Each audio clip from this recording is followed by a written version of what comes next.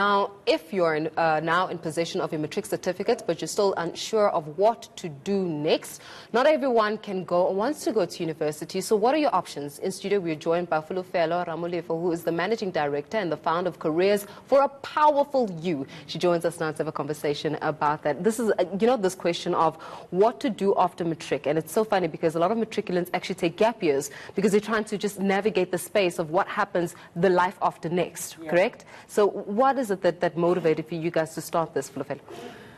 Thank you so much for the opportunity. The idea in itself to start a Career Guidance Academy was based on problems that our youth are currently facing. Wherein, like, you matriculate and, the big question is what's next? Yeah. For a lot of our township and rural areas, which is our area of focus, is that there isn't much guidance. There isn't much exposure in terms of like life after matric. So I felt the need to go out there and set up something that will help, young people have critical career conversations before they actually exit matric. And those critical career conversations are, okay, so I'm done with school, then what's my next, Because what's been propagated out there is that do next is literally you go from high school into university, from university get yourself a job. Yeah. And sometimes, there's not even enough exposure of should I take a gap year and maybe go work on a yacht for a year and earn some kind of savings so that I can go back to school. So do you investigate and interrogate perhaps more lateral frameworks of thinking when it comes to our approach to the life after matric? In fact, you know what, one of the top 8 tips for matric learners. It's like life after matric. What do you do after matric? Yeah. And universities, there's only so much that universities or TVET colleges can actually like accommodate, in terms of matric learners. One of the tips is actually take a gap year. Like, guys, the idea of actually choosing a career, deciding what you want to do with your life or after who you matric, want to be. It's so complex. Yeah. To a point where, for most of our learners, it's unfacilitated. A gap year would do a youth, would create so much value for that youth in terms of actually thinking about what they want to do, being exposed to the work environment, and also just put in, just steer them to the right direction or give them a little bit of perspective. Yeah. How do you actually implement the perspective element of it? Because I know that you guys have got road shows, I know that you have a couple of training and development classes, etc. So what have you put in place to ensure that young people are exposed to the world out there at large, especially after matric? Because from what I understand, it's not only just looking at matric, it's also whilst you're preparing for matric that you're well equipped, so you know exactly what you're going into as soon as you hit that line. Within our organization, and this is something that I really like to encourage, the rest of the country, is that career conversations need to start very early as grade 8 and 9. Some of our But programs. while you're making subject choices, correct? Yes. Yeah. Already, we should be asking our young people what it is that they actually want to do. Try and match what they want to do, to the career subjects. Can I play devil's advocate? When you're in grade 8 and when you're in grade 9, do you really know what you want to do? And I'm just going to use myself, and maybe I'm just not the right example.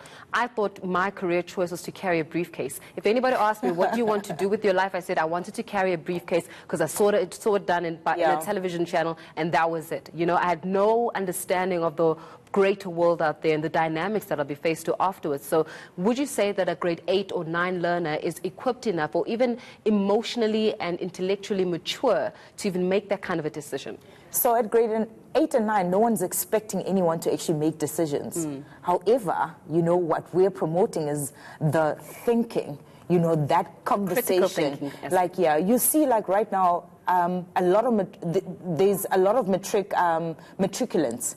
And right now, it's like everyone is asking them, what's next? I think it's a little too late, to be asking a matric learner after exiting, a good 5 years, of high school.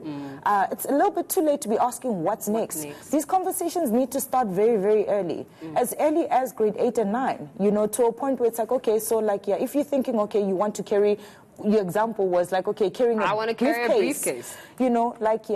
that's the perfect time to let learners actually explore, you know, in terms of like what careers, you know, do you see people actually carrying briefcases? Lawyers carry briefcases, lecturers carry briefcases, you know, to a point where it's like, you know what, you start the conversation. And like what I love about that, and this is a huge part about career guidance where a lot of people miss it, the researching part of it. You're researching what's out there in the industry. You're researching yourself. You know, the journey in itself is a journey of you, of self-discovery. So when you're having those conversations, there's interest, you know, which is actually quite good. We want young people to be choosing careers that align to their interests. Well, that's why they also encourage young people to even be taking aptitude tests. Yes. Because you need to understand your psychological dynamics as well as what informs some of the decisions that you're making. But if I'm in high school currently, and also if I've just, you know, completed my Matric and I want to find this career guidance, I want to get a hold of you guys. I want that kind of information about what to do with my next. How do I get, are you available and I'm speaking specifically around high schools in the rural areas and in the townships, because our kids, they need a lot of capacity so that by the time they're prepared, they're going into the right spaces of work. Yeah. So we are available. We're available on social media platforms. There's even a website. There is Careers for a Powerful You on Facebook. Okay. We also have Twitter and an Instagram account.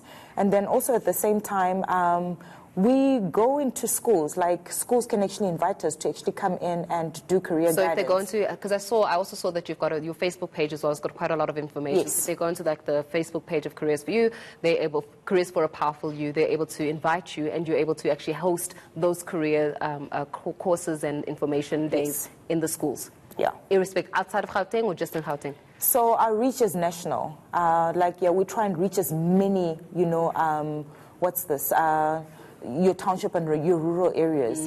There's presence, you know, within your Limpopos, your Mpumalangas. We go as far as KZN. And then, in Gauteng, we focus on your township schools. And the reason why we do that is because there's a lot, you know, there's a lot that our young learners in township and rural areas actually need. That's true. You know, like someone needs to be having that career, those critical career conversations. And at this point in time, like, we have our hand up to actually have those conversations. Well, all the best. Thank you I look forward so much. to some of those outcomes that come from the organization as well. Speaking there to Fulufelo Ramofilo, the Managing Director and founder of Careers for a Powerful You.